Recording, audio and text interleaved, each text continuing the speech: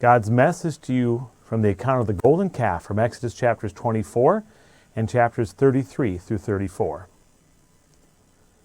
God had given his people his law, his 10 commandments. Moses had been up on Mount Sinai. He returned to the people and said, "This is what the Lord told me on Mount Sinai."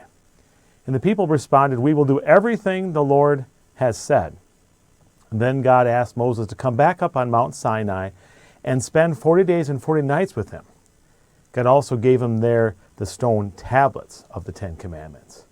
While Moses was gone, the people got impatient. They said, "Aaron, come, make us gods who will go before us. As for Moses who brought us out of Egypt, we don't know what has happened to him."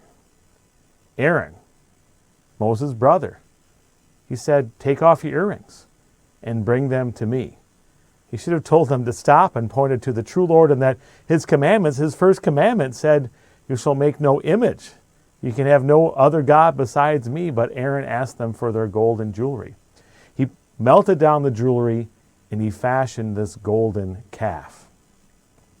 The people said about this golden calf to everyone, "These are your gods, O Israel, who brought you out of Egypt." Aaron said, "Tomorrow there will be a festival to the Lord." So even though they had this golden calf, they were going to use the name of the Lord. Very tricky, a subtle way of having an idol, a false god. Aaron took that golden calf and he made an altar for sacrifices to it. People brought things and they sacrificed to this golden calf. They started to eat and drink, and they had a big party that the Bible calls revelry. They were just having a grand old time for a God who really wasn't their God, and breaking the very first commandment. Moses was still up on Mount Sinai, and the Lord told him, "Go down, because your people who you brought out of Egypt have become corrupt. They have made an idol and bowed and sacrificed to it. I have seen these people. They are stiff-necked," which means stubborn. "Leave me that my anger may burn against them and I may destroy them and make you into a great nation." But Moses knew of the Lord's grace and he called upon it. "O Lord, why burn with anger? And the Egyptians say you brought them out to kill them. Remember Abraham, Isaac, and Jacob and your promises." He asked God to keep his promises of grace to these people. And the Lord relented, and Moses went down. Waiting for him on the way down was Joshua, the future leader of the Israelites. When he saw Moses, he said, "There's the sound of war in the camp." Joshua was a soldier. He was familiar with that sort of sound, but Moses knew differently. He said, "It's not the sound of victory. It's not the sound of defeat. It's the sound of singing that I hear."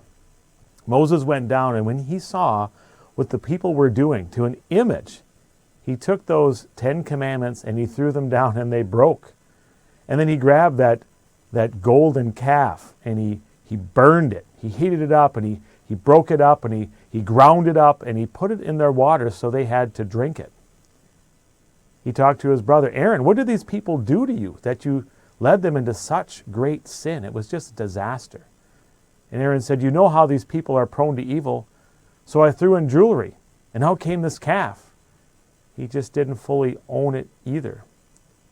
And so God, through Moses, had this opportunity to really let his people know how important his commandments were.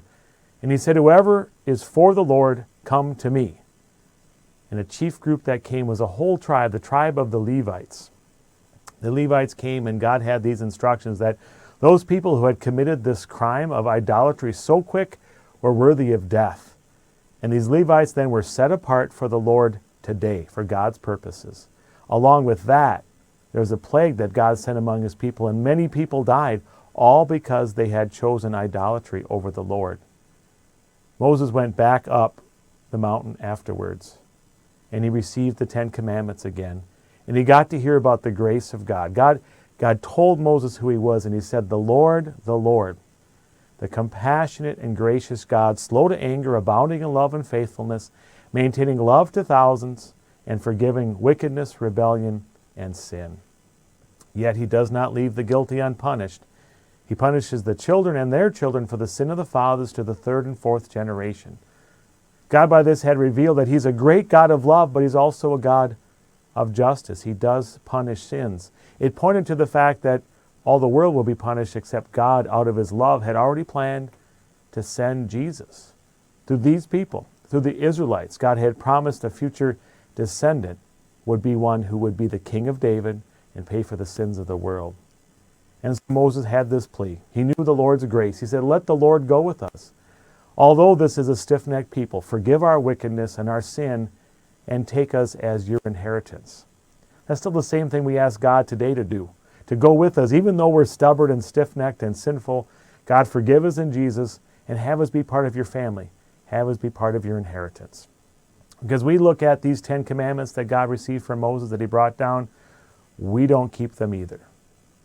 We are stiff-necked and stubborn, but God had planned, and he did send Jesus to perfectly keep those 10 commandments all the time.